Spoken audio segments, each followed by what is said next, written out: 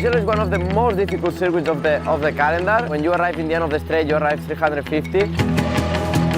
It's not completely straight. There is kind of a chicane and it's going up the hill, so it's a very, very impressive point of the track.